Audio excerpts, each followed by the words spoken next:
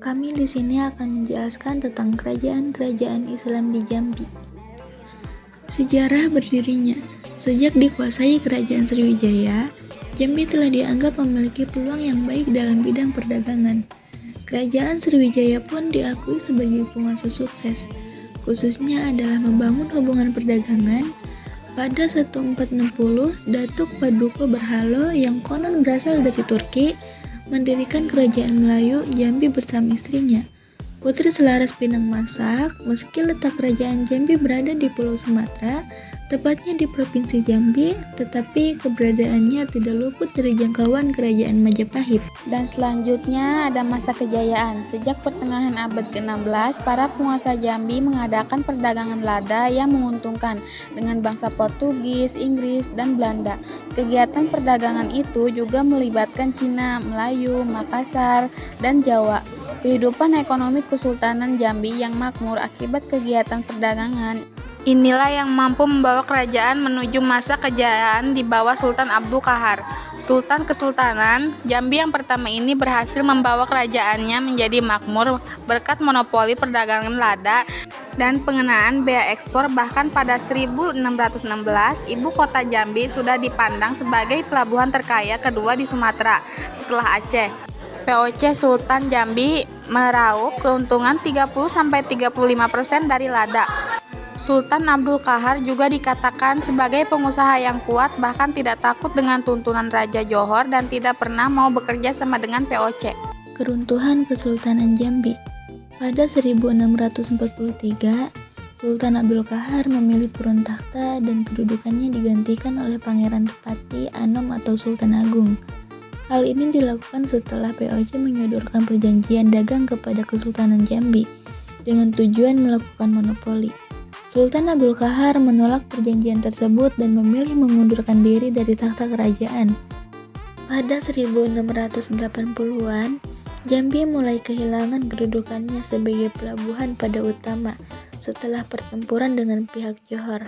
Selain itu, adanya penyelundupan dan utang juga menjadi penyebab runtuhnya Kesultanan Jambi yang diperparah dengan campur tangan Belanda dalam politik kerajaan. Ketika berada di bawah jeratan Belanda, intrik di dalam kerajaan semakin membuat Jambi terpuruk dan rakyatnya dilanda kemiskinan. Pada 1855, Sultan Najaruddin wafat dan kedudukannya sebagai sultan digantikan oleh putranya Taha Sapiuddin. Berbeda dari penguasa sebelumnya, Sultan Taha menolak keras perjanjian dengan Belanda. Bahkan urusan Belanda yang beberapa kali datang untuk menyodorkan perjanjian kepadanya selalu dihindari.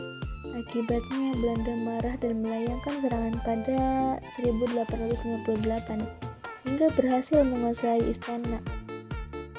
Dalam serangan itu, Sultan Taha melarikan diri, sehingga Pangeran Prabu kemudian diangkat oleh Belanda menjadi penguasa baru di Kesultanan Jambi dengan gelar Sultan Ahmad Nazaruddin. Ketika Sultan Taha dalam pelarian, Kesultanan Jambi sempat dipimpin oleh beberapa sultan di bawah pengaruh Belanda.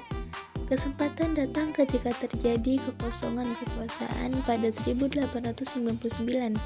Setelah Sultan Jainuddin dicopot oleh Belanda, namun Belanda masih berkuasa dengan menempatkan seorang residen untuk menempati posisi sultan.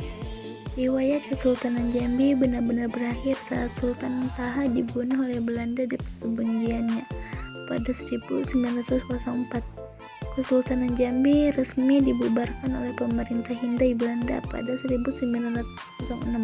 Kemudian pada 2012, Sultan Abdurrahman Taha Saifuddin dinobatkan sebagai penerus Kesultanan Jambi, tetapi hanya sebagai simbol adat dan tidak memiliki kekuatan politik. Selanjutnya yaitu peninggalan Kesultanan Jambi. Yang pertama yaitu ada makam Taman Rajo-Rajo, Masjid Agung Al-Falah Jambi, Istana Abdurrahman Taha Saifuddin, Rumah Batu Olak Kemang. Kita kenalin dulu raja-raja kesultanan yang ada di Jambi. Yang pertama yaitu ada Datuk Paduka Berhalo dan Putri Selaras Pinang Masak 1460 sampai 1480. Orang Kayo Pingai 1480 sampai 1490. Orang Kayo Kedataran 1490 sampai 1500. Orang Kayu Hitam 1500 sampai 1515. Pangeran Hilang Biala 1515 sampai 1540. Panembahan Rengas Pandak 1540 sampai 1565. Panembahan Bawah Kao 1565 sampai 1590. Panembahan Kota Baru 1590 sampai 1615. Sultan Abdul Qahar 1615 sampai 1643. Pangeran Depati Anom atau Sultan Abdul Japri atau Sultan Agung 1643 sampai 1665. Raden Penulis atau Sultan Abdul Majid atau Sultan Ingologo 1665 sampai 1690. Raden Tejakran Negara atau Pangeran Depati atau Sultan Kiai Gede 1690 sampai 1696. Sultan Muhammad Syah 1696 sampai 1740. Sultan Sri Ingologo 1740 sampai 1770. Sultan Jainuddin atau Sultan Anam Sri Ingologo 1770 sampai 1790.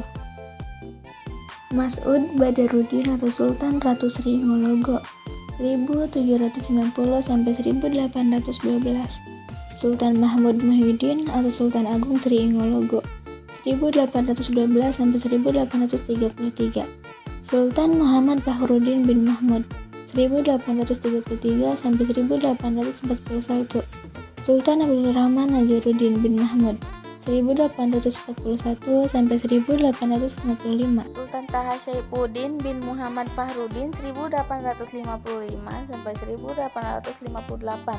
Sultan Ahmad Najaruddin bin Mahmud 1858 sampai 1881. Sultan Mahmud Muhyiddin bin Abdul Rahman 1881 sampai 1885. Sultan Ahmad Zainul Abidin bin Muhammad 1885 sampai 1899. Sultan Taha Syaifuddin bin Muhammad Fakhruddin 1900 sampai 1904. Sultan Abdurrahman Taha Syaifuddin sebagai simbol adat 2012 sampai 2021.